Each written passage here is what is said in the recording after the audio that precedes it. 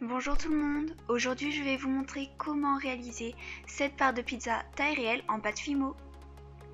Pour commencer, on prend du papier aluminium et on vient l'enrouler sur lui-même de façon irrégulière, donc en appuyant un petit peu partout. Ensuite, on prend une feuille, donc on dessine tout d'abord un trait de 11 cm et en fait on va faire un triangle d'une hauteur de 12 cm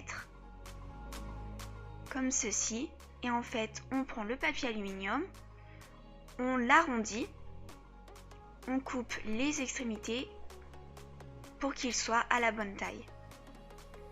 Ensuite on fait un mélange de blanc numéro 0, champagne numéro 02 et jaune tournesol numéro 16.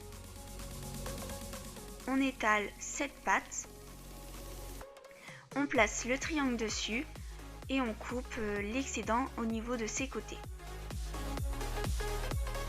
On met le papier aluminium et on va en fait l'enrouler de la pâte. Avec l'excédent de pâte, on vient recouvrir les endroits où on voit encore le papier aluminium.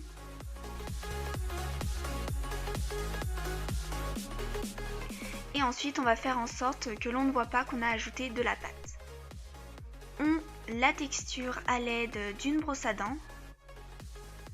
À ce niveau-là, on peut également venir texturer à l'aide d'un outil pointu et aussi à l'aide d'un dotting tool partout en fait autour de la pâte. Ensuite, au niveau des extrémités, on va faire des petits traits à l'aide du scalpel.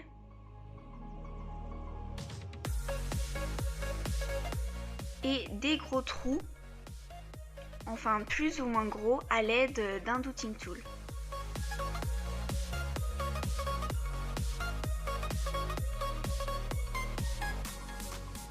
On retexture encore une fois la pâte, mais cette fois-ci à l'aide de papier aluminium.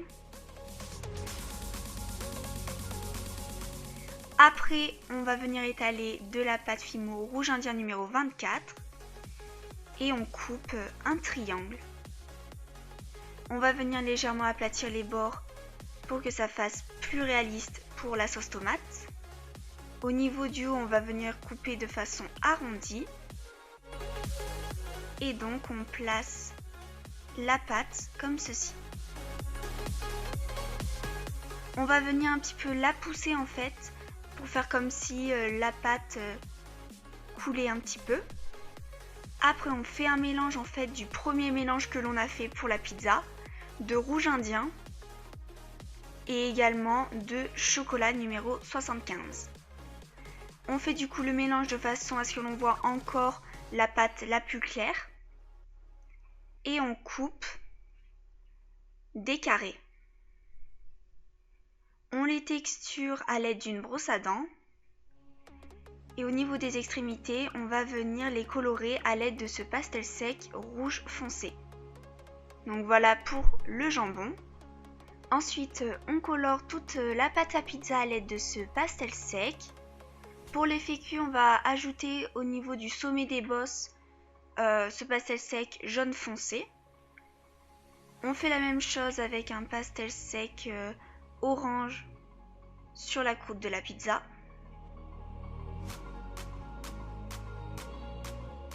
On en met également entre la pâte rouge et la pâte à pizza et aussi à ce niveau-là. Ensuite, on prend un pastel sec rouge foncé et on le met au même niveau que le orange. Et on va mettre du coup du pastel sec marron foncé pour donner vraiment un effet cuit. On met un petit peu de pastel sec noir sur la croûte et on peut également venir l'estomper à l'aide d'un pinceau.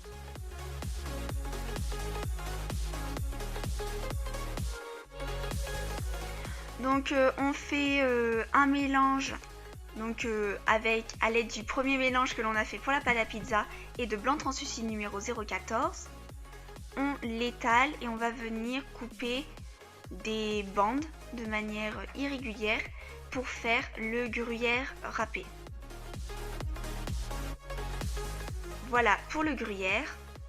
Ensuite, on prend de la pâte fimo noire numéro 9 que l'on allonge légèrement et on coupe un cercle des deux côtés. On enlève bien sûr l'excédent de pâte à l'intérieur. Donc voilà pour les olives. On place du coup les différents aliments sur la part à pizza et pour ceux qui dépassent, on le coupe. Donc ici on met le gruyère un peu partout. Ensuite, dans un récipient, on vient mettre de la pâte fimo liquide que l'on va mélanger en fait avec le mélange que l'on a fait pour le gruyère. Et une fois qu'on a tout bien mélangé, ça donne un coulis. On en met sur l'ensemble de la part de pizza.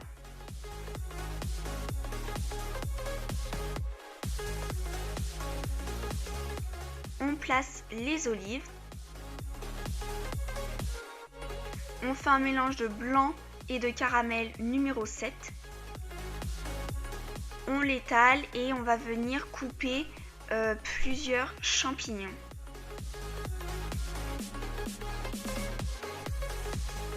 On les colore surtout au niveau des extrémités à l'aide de ce pastel sec marron clair. On vient mettre du pastel sec marron foncé à ce niveau-là.